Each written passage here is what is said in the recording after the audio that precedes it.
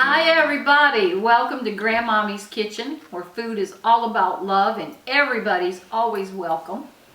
Thank you for joining me. Do you see these lovely cinnamon rolls on my counter?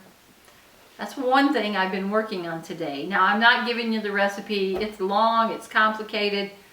This is something you'd have to come over and take a class for. If you'd like to do that, let me know. Anyway, this is a recipe that my mother was known for. She made them for years, and every time the neighbors or the family heard she was baking, they'd start calling, "Could you make a dozen for me? Could you make a half a dozen for me?" Because they are so good. And I guarantee they're not like any cinnamon roll you've ever had before. They are delicious. So I've had a day of getting some baking done, and every time I make these, my mother is right here with me. Her name was Gladys. Many of you might have known her. A wonderful, wonderful woman. So it's been a nice day in the kitchen. I got 8 more quarts of tomatoes. I think I'm done with the tomatoes now. Got these baked and spent hours on the phone trying to solve a cell phone issue. But you know what? It all got done. We worked around everything. I've enjoyed it. I always enjoy time in my kitchen, and I hope you do too. So now, these cinnamon rolls are a recipe that I'm not going to post it. But you can make cinnamon rolls. There's all kinds of recipes. You can even use frozen bread dough from the grocery store. Roll that out and fill it up. So there's a lot of ways to do it. And you know, we're getting into the cooler fall weather, right? And to the aromas of fall, our pumpkin spice. But ooh, cinnamon, yeah, it's time for the cinnamon aroma to fill your house. So find yourself a recipe, bake up some cinnamon rolls, make your house smell good. Who needs a plug-in when we got cinnamon rolls baking, right? Have some friends over, have some family over, and enjoy your cinnamon rolls. So I'll get to share these with people and spread some love through my mother's cinnamon rolls. That takes care of the food side of the video. Now we're going to sit down for just a couple minutes and talk about the fruit of the Spirit. Remember, we're doing food for the body and food for the soul. All right, time for some fruit of the Spirit. Time for some food for your soul and for your spirit. You know, our great God loves us so much, and there's not a single thing in your life that He is not interested in. He loves you dearly, and He wants to bless you and help you in every way. So whatever you need, just call out and ask Him. Talk to Him. He is there. Today's fruit of the Spirit is faithfulness. Remember, there are 9, and we are on number 7.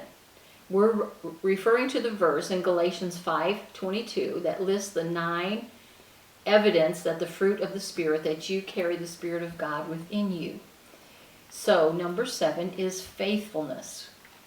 Up until now, the first 6 have been love, joy, peace, patience, kindness, goodness, and today is faithfulness. So the Hebrew word for faithfulness is emunah. And what it means is trust, trustworthiness, feeling safe and secure, reliability, honesty, loyalty, dependable, integrity. Oh, don't we love being around people who are like that? That you know they're faithful and dependable? See, God is faithful. He can be trusted. We can depend upon Him. He wants us to emulate Him. That's how people know who He is. They don't see God with their eyes, but they see Him through our lives. That's why the evidence that the Spirit is in us is when we see these 9 fruits of the Spirit in our lives. So faithfulness. God is faithful. We are patterning after Him. The Holy Spirit within us. You know, we can't do these things on our own.